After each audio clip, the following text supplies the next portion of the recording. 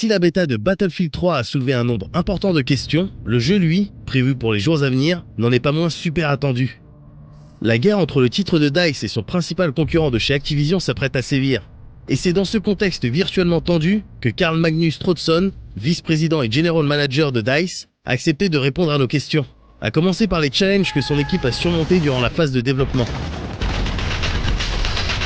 Well, I think there's a couple of them actually. One of them is definitely that this is the biggest and boldest thing that we have ever done. It's the biggest game that DICE have ever done. For instance, we're shipping it with both single player, co-op, and multiplayer, all in the same, out of the box. So there's been a lot of people involved in just getting this game done. That's definitely been one development challenge for us. The other one has perhaps been a bit more emotional, and that is actually to build a sequel to Battlefield 2, which is one of the games that the community probably holds the highest in the series. As, it's the best game ever done, in the series, and creating a sequel to something like that comes with a lot of responsibilities. So that's also been a challenge as well, but perhaps more on the emotional plane. L'intérêt de la série des Battlefield repose principalement sur le multijoueur. Un constat que les équipes de DICE ont évidemment assimilé et qui, notamment grâce au feedback de la communauté, les a aidés à proposer de nouvelles features intéressantes pour ce Battlefield 3.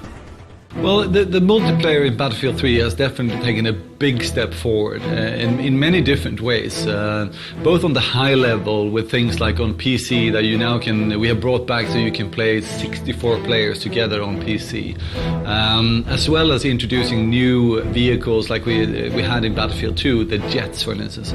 These are very, very big steps that changes the whole Battlefield of how you play it to taking it to a very even larger level. But there is also a lot of innovation in the game on a finer and smaller level, and a lot of this is actually based on feedback from the community. Things like we actually now can go prone in the game. You can lie down on the ground, which you haven't been able to do that. That's based on feedback from the community.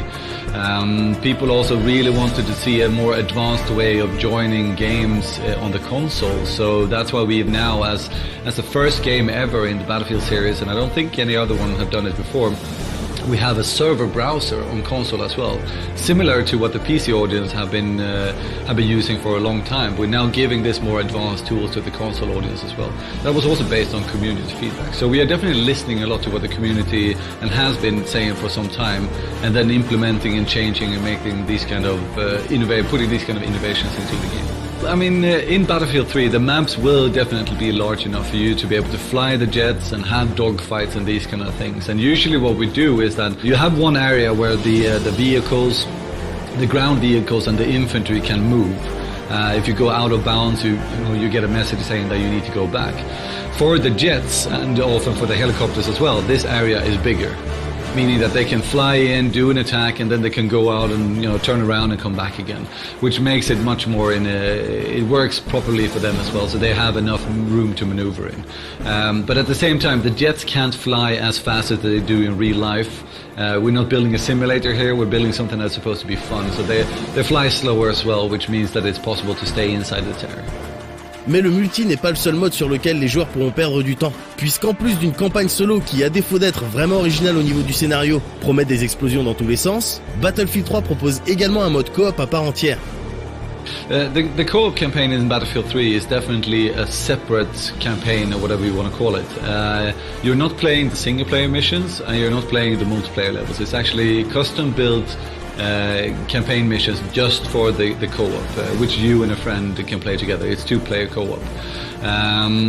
Of course, we have borrowed some parts of maps, so you might recognize some of the levels, but they're built specifically for co-op, and we felt that was quite important to get to the level of quality in the co-op that we wanted to build.